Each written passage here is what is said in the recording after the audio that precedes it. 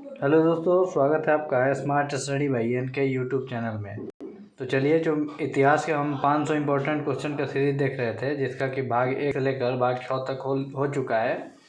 तो आज उसी का हम लोग भाग 7 देखते हैं। चलिए स्टार्ट करते हैं। देखिए, क्वेश्चन नंबर 1 है। क्वेश्चन नंबर 1 है, गुलामों का गुलाम किसे कहा गया था? ऑप्शन ए है मोहम्मद गोरी, ऑप्शन बी है कुतुबुद्दीन ऐबक, ऑप्शन सी है बलबन और ऑप्शन डी है इल्तुतमिश। तो इसका आंसर हो जाएगा ऑप्शन डी, जो कि इल्तुतमिश होगा। चलिए अगला प्रश्न देखते हैं। तो देखिए, 2 नंबर प्रश्न है, निम्नलिखित में से कौन मध्यकालीन भारत की प्रथम महिला शासिका थी? ऑप्शन ए है रजिया सुल्तान, ऑप्शन बी है चांद बीबी, ऑप्शन सी है दुर्गावती और ऑप्शन डी है नूरजहाँ। तो इसका आंसर हो जाएगा ऑप्शन ए, जो कि रजिया सुल्तान हो जाएगा। चलिए अगला प्रश्न देखते हैं, 3 नंबर।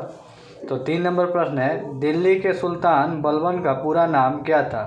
ऑप्शन ए है जलालुद्दीन, ऑप्शन बी है इल्तुतमिश, ऑप्शन सी है गयासुद्दीन और ऑप्शन डी है कुतुबुद्दीन। तो इसका आंसर हो जाएगा ऑप्शन सी, जो कि गयासुद्दीन बलबन पूरा नाम था। चलिए अगला प्रश्न देखते हैं। तो 4 नंबर प्रश्न है, दिल्ली के किस सुल्तान के विषय में कहा गया है कि उसने रक्त और लौ की नीति अपनाई थी? ऑप्शन ए है इल्तुतमिश, ऑप्शन बी है बलबन, ऑप्शन सी है जलालुद्दीन फिरोज खिलजी और ऑप्शन डी है फिरोज शाह तुगलक। तो इसका आंसर हो जाएगा ऑप्शन बी, जो कि बलबन होगा। चलिए अगला प्रश्न देखते हैं, 5 नंबर। तो 5 नंबर प्रश्न है, अलाउद्दीन खिलजी के प्रसिद्ध सेनापतियों में किसकी मंगोलों के विरुद्ध लड़ते हुए मृत्यु हुई? ऑप्शन ए है जफर खां, ऑप्शन बी है नुसरत खां, ऑप्शन सी है अल्प खां और ऑप्शन डी है उलुग खां। तो इसका आंसर हो जाएगा ऑप्शन ए, जो कि जफर खां होगा। चलिए अगला प्रश्न देखते हैं, 6 नंबर। तो 6 नंबर प्रश्न है, वह सुल्तान जिसने बढ़ाकर भू राजस्व उपज का 50% कर दिया था? तो इसका आंसर हो जाएगा, ऑप्शन देखिए, मोहम्मद बिन तुगलक, ऑप्शन बी है अलाउद्दीन खिलजी, ऑप्शन सी है फिरोज शाह तुगलक और ऑप्शन डी है बलबन। तो इसका आंसर हो जाएगा ऑप्शन बी, जो कि अलाउद्दीन खिलजी होगा। चलिए अगला प्रश्न देखते हैं। तो 7 नंबर प्रश्न है, किस सुल्तान ने जमीन में फसल के नपाई का आधा राजस्व के रूप में दावा किया? ऑप्शन ए है इल्तुतमिश, ऑप्शन बी है बलबन, ऑप्शन सी है अलाउद्दीन खिलजी और ऑप्शन डी है मोहम्मद बिन तुगलक। तो इसका आंसर हो जाएगा ऑप्शन सी, जो कि अलाउद्दीन खिलजी होगा। चलिए अगला प्रश्न देखते हैं, 8 नंबर। तो निम्न में से किस सुल्तान ने बाजार सुधार लागू किए थे? ऑप्शन ए है जलालुद्दीन खिलजी, ऑप्शन बी है अलाउद्दीन खिलजी, ऑप्शन सी है मोहम्मद तुगलक और ऑप्शन डी है बलबन। तो इसका आंसर हो जाएगा ऑप्शन बी, जो कि अलाउद्दीन खिलजी होगा। चलिए अगला प्रश्न देखते हैं। तो 9 नंबर प्रश्न है, निम्न मुस्लिम बादशाहों में से किस एक ने मूल नियंत्रण पद्धति को पहली बार लागू किया? ऑप्शन ए है अलाउद्दीन खिलजी, ऑप्शन बी है इल्तुतमिश, ऑप्शन सी है मोहम्मद बिन तुगलक और ऑप्शन डी है शेर शाह सूरी। तो इसका आंसर हो जाएगा ऑप्शन ए, जो कि अलाउद्दीन खिलजी होगा। चलिए अगला प्रश्न देखते हैं। तो 10 नंबर प्रश्न है, बाजार नियंत्रण प्रथा लागू की थी? ऑप्शन ए है गयासुद्दीन तुगलक, ऑप्शन बी है जलालुद्दीन खिलजी, ऑप्शन सी है अलाउद्दीन खिलजी और ऑप्शन डी है बलबन। तो इसका आंसर हो जाएगा ऑप्शन सी, जो कि अलाउद्दीन खिलजी होगा। चलिए अगला प्रश्न देखते हैं। तो अगला प्रश्न है 11 नंबर, घड़ी अथवा चरी कर लगाने वाला दिल्ली का प्रथम सुल्तान कौन था? ऑप्शन ए है बलबन, ऑप्शन बी है अलाउद्दीन खिलजी, ऑप्शन सी है मोहम्मद बिन तुगलक और ऑप्शन डी है फिरोज शाह तुगलक। तो इसका आंसर हो जाएगा ऑप्शन बी, जो कि अलाउद्दीन खिलजी होगा। चलिए 12 नंबर प्रश्न देखते हैं। तो 12 नंबर प्रश्न है, अलाउद्दीन खिलजी के निम्न सेना अध्यक्षों में से कौन सा तुगलक वंश का प्रथम सुल्तान बना? ऑप्शन ए है गाजी मलिक, ऑप्शन बी है मलिक काफूर, ऑप्शन सी है जफर खां और ऑप्शन डी है उबेग खां। तो इसका आंसर हो जाएगा ऑप्शन ए, जो कि गाजी मलिक होगा। चलिए अगला प्रश्न देखते हैं। तो 13 नंबर प्रश्न है, किस वंश के सुल्तानों ने सबसे अधिक समय तक देश में राज किया? ऑप्शन ए है खिलजी वंश, ऑप्शन बी है लोधी वंश, ऑप्शन सी है दास वंश और ऑप्शन डी है तुगलक वंश। तो इसका आंसर हो जाएगा ऑप्शन डी, जो कि तुगलक वंश होगा। चलिए अगला प्रश्न देखते हैं। तो अगला प्रश्न है, दिल्ली सल्तनत का सर्वाधिक विद्वान शासक जो खगोल शास्त्र, गणित एवं आयुर्विज्ञान सहित अनेक विद्याओं में माहिर था? ऑप्शन ए है इल्तुतमिश, ऑप्शन बी है अलाउद्दीन खिलजी, ऑप्शन सी है मोहम्मद बिन तुगलक और ऑप्शन डी है सिकंदर लोदी। तो इसका आंसर हो जाएगा ऑप्शन सी जो कि मोहम्मद बिन तुगलक होगा। चलिए अगला प्रश्न देखते हैं। तो 15 नंबर प्रश्न है, अमीर ए कोही एक नया विभाग किस सुल्तान के द्वारा शुरू किया गया था? तो इसका ऑप्शन ए है अलाउद्दीन खिलजी, ऑप्शन बी है फिरोज शाह तुगलक, ऑप्शन सी है मोहम्मद बिन तुगलक और ऑप्शन डी है सिकंदर लोदी। तो इसका आंसर होगा ऑप्शन सी जो कि मोहम्मद बिन तुगलक होगा। चलिए अगला प्रश्न देखते हैं 16 नंबर। तो दीवाने कोही किससे संबंधित है? ऑप्शन ए है मोहम्मद बिन तुगलक, ऑप्शन बी है फिरोज शाह तुगलक, ऑप्शन सी है अकबर और ऑप्शन डी है अलाउद्दीन खिलजी। तो इसका आंसर हो जाएगा ऑप्शन ए जो कि मोहम्मद बिन तुगलक होगा। चलिए अगला प्रश्न देखते हैं 17 नंबर। तो मोहम्मद बिन तुगलक अपनी राजधानी दिल्ली से कहाँ ले गया?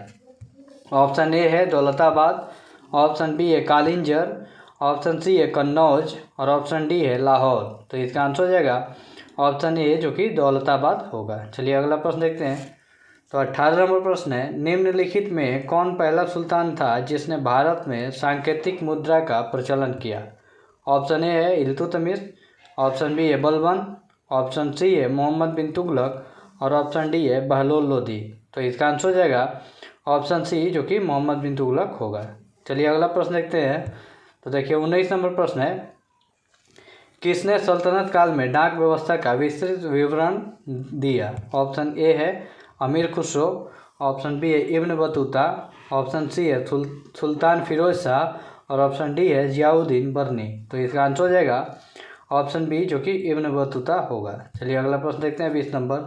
तो 20 नंबर प्रश्न है, होली त्यौहार के सार्वजनिक उत्सव में भाग लेने वाला दिल्ली का प्रथम सुल्तान कौन था? ऑप्शन ए है फिरोज शाह तुगलक, ऑप्शन बी है मोहम्मद बिन तुगलक, ऑप्शन सी है सिकंदर लोदी और ऑप्शन डी है इब्राहिम लोदी। तो इसका आंसर हो जाएगा ऑप्शन बी जो कि मोहम्मद बिन तुगलक होगा। चलिए अगला प्रश्न देखते हैं 21 नंबर।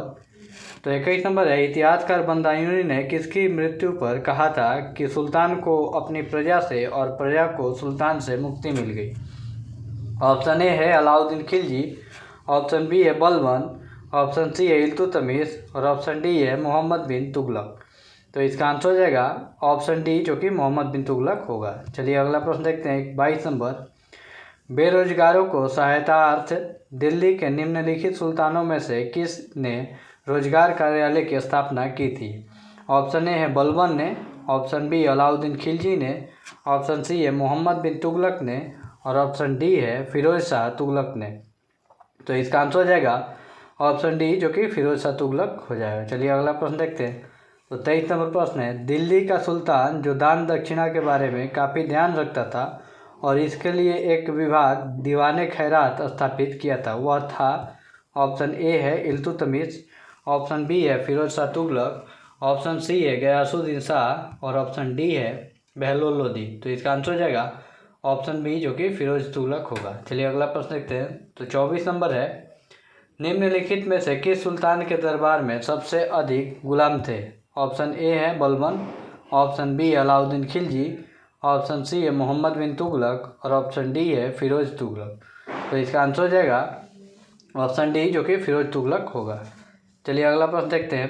तो 25 नंबर है, सर्वप्रथम लोक निर्माण विभाग की स्थापना किसने की थी? ऑप्शन ए है इल्तुतमिश ने, ऑप्शन बी है बलबन ने, ऑप्शन सी अलाउद्दीन खिलजी ने और ऑप्शन डी है फिरोज शाह तुगलक ने। तो इसका आंसर हो जाएगा ऑप्शन डी जो कि फिरोज शाह तुगलक ने हो जाएगा। चलिए अगला प्रश्न देखते हैं 26 नंबर। तो 26 नंबर प्रश्न है, दिल्ली का वह सुल्तान जो भारत में नहरों के सबसे बड़े जाल का निर्माण करने के लिए प्रसिद्ध है, वह था? ऑप्शन ए है इल्तुतमिश, ऑप्शन बी है गयासुद्दीन तुगलक, ऑप्शन सी है फिरोज शाह तुगलक और ऑप्शन डी है सिकंदर लोदी। तो इसका आंसर हो जाएगा ऑप्शन सी जो कि फिरोज शाह तुगलक होगा। चलिए अगला प्रश्न देखते हैं। तो 27 नंबर प्रश्न है, हल्फ सर्व अथवा सिंचाई कर लगाने वाला दिल्ली का प्रथम सुल्तान कौन था? Option A Alauddin Khilji, option B है गयासुद्दीन तुगलक, ऑप्शन सी है मोहम्मद बिन तुगलक और ऑप्शन डी है फिरोज तुगलक। तो इसका आंसर हो जाएगा ऑप्शन डी जो कि फिरोज तुगलक होगा। ठीक है, चलिए अगला प्रश्न देखते हैं। तो 28 नंबर प्रश्न है, दिल्ली के किस सुल्तान ने ब्राह्मणों पर भी जजिया लगाया था? ऑप्शन ए है बलबन ने, ऑप्शन बी है फिरोज तुगलक ने, ऑप्शन सी है अलाउद्दीन खिलजी ने, ऑप्शन डी है मोहम्मद बिन तुगलक ने। तो इसका आंसर हो जाएगा ऑप्शन बी जो कि फिरोज तुगलक ने हो जाएगा। चलिए अगला प्रश्न देखते हैं। तो 29 नंबर है, टोपरा तथा मेरठ से 2 अशोक का स्तंभ लेख दिल्ली कौन लाया था? ऑप्शन ए है अलाउद्दीन खिलजी, ऑप्शन बी है फिरोज शाह तुगलक, ऑप्शन सी है मोहम्मद गोरी और ऑप्शन डी है सिकंदर लोधी। तो इसका आंसर हो जाएगा ऑप्शन बी जो कि फिरोज शाह हो जाएगा। चलिए अगला प्रश्न देखते हैं 30 नंबर। तो 30 नंबर है, दिल्ली के किस सुल्तान ने इस उद्देश्य से एक अनुवाद विभाग की स्थापना की कि उससे दोनों संप्रदाय के लोगों में एक दूसरे के विचारों की समझ बेहतर हो सके? ऑप्शन ए है अलाउद्दीन खिलजी, ऑप्शन बी है फिरोज तुगलक, ऑप्शन सी है इल्तुतमिश और ऑप्शन डी है सिकंदर लोधी। तो इसका आंसर हो जाएगा ऑप्शन बी जो कि फिरोज तुगलक होगा। चलिए अगला प्रश्न देखते हैं। तो 31 नंबर प्रश्न है, राज्य के खर्च पर हज की व्यवस्था करने वाला पहला भारतीय शासक था? ऑप्शन ए है अलाउद्दीन खिलजी, ऑप्शन बी है फिरोज शाह तुगलक, ऑप्शन सी है इल्तुतमिश और ऑप्शन डी है औरंगजेब। तो इसका आंसर हो जाएगा ऑप्शन बी जो कि फिरोज तुगलक होगा। चलिए अगला प्रश्न देखते हैं। तो 32 नंबर प्रश्न है, फिरोज तुगलक द्वारा स्थापित दारुल सफ़ा क्या था? ऑप्शन ए है एक दानशाला, थोड़ा सा मिसप्रिंट है, वहाँ दानशाला हो गया है तो उसको आप देख लीजिएगा, दानशाला है। ऑप्शन बी है एक खैराती अस्पताल, ऑप्शन सी है एक पुस्तकालय और ऑप्शन डी है तीर्थ यात्रियों के लिए एक अति विग्रह। तो इसका आंसर हो जाएगा ऑप्शन बी जो कि एक खैराती अस्पताल था। चलिए अगला प्रश्न देखते हैं 33 नंबर। 33 नंबर है, तैमूर लंग ने किस वर्ष भारत पर आक्रमण किया था? ऑप्शन ए है 1210 ईस्वी, ऑप्शन बी है 1398 ईस्वी, ऑप्शन सी है 1492 ईस्वी और ऑप्शन डी है 1526 ईस्वी। तो इसका आंसर हो जाएगा ऑप्शन बी जो कि 1398 ईस्वी होगा। चलिए अगला प्रश्न देखते हैं 34 नंबर।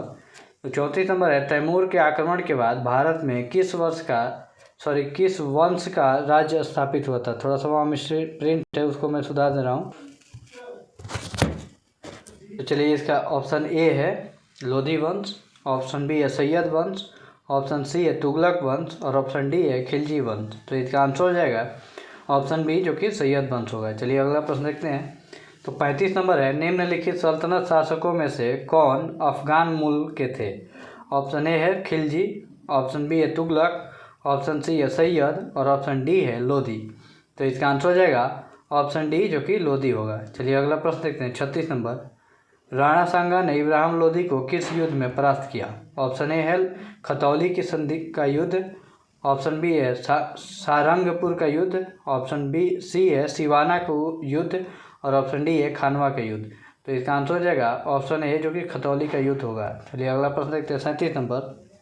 37 नंबर प्रश्न है, निम्नलिखित में से किस सुल्तान ने एक नगर बसाया जहां अब आगरा है?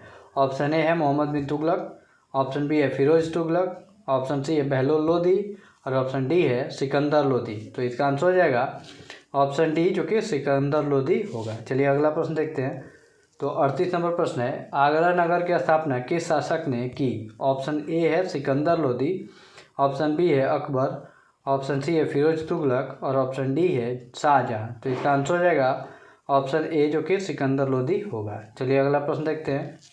40 नंबर प्रश्न एक प्रश्न में प्रिंट हो गया शायद, तो चलिए आज इसी से काम चलाते हैं। तो 40 नंबर प्रश्न है, इसमें कौन गुलाम वंश का नहीं है? ऑप्शन ए है बलबन, ऑप्शन बी है इल्तुतमिश, ऑप्शन सी कुतुबुद्दीन ऐबक और ऑप्शन डी है इब्राहिम लोधी। तो इसका आंसर हो जाएगा ऑप्शन डी जो कि इब्राहिम लोधी होगा। चलिए अगला प्रश्न देखते हैं। तो अगला 41 नंबर प्रश्न है, विजयनगर साम्राज्य की स्थापना की थी? ऑप्शन ए है विजय राय ने, ऑप्शन बी है हरिहर द्वितीय ने, ऑप्शन सी है हरिहर और बुक्का ने और ऑप्शन डी है बुक्का द्वितीय ने। तो इसका आंसर हो जाएगा ऑप्शन सी जो कि हरिहर और बुक्का ने हो जाएगा। चलिए अगला प्रश्न देखते हैं। तो 42 नंबर है, विजयनगर के उस पहले शासक की पहचान करें जिसने बहमनियों से गोवा को छीना था? ऑप्शन ए है हरिहर प्रथम, ऑप्शन बी है हरिहर द्वितीय, ऑप्शन सी है बुक्का प्रथम और ऑप्शन डी है बुक्का द्वितीय। तो इसका आंसर हो जाएगा ऑप्शन ए जो कि हरिहर प्रथम होगा। चलिए अगला प्रश्न देखते हैं 43 नंबर। तो विजयनगर के राजा कृष्णदेव राय ने गोलकुंडा का युद्ध किस राजा के साथ लड़ा? ऑप्शन ए है कुली कुतुब शाह, ऑप्शन बी है कुतुबुद्दीन ऐबक, ऑप्शन सी है इस्माइल आदिल खां और ऑप्शन डी है गजपति। तो इसका आंसर हो जाएगा ऑप्शन ए जो कि कुली कुतुब शाह होगा। चलिए अगला प्रश्न देखते हैं 44 नंबर। तो कृष्णदेवराय के दरबार में अष्टदिग्गज कौन थे? ऑप्शन ए है 8 मंत्री, ऑप्शन बी है 8 तेलुगु कवि, ऑप्शन सी है 8 महान सेनापति और ऑप्शन डी है आई परामर्शदाता।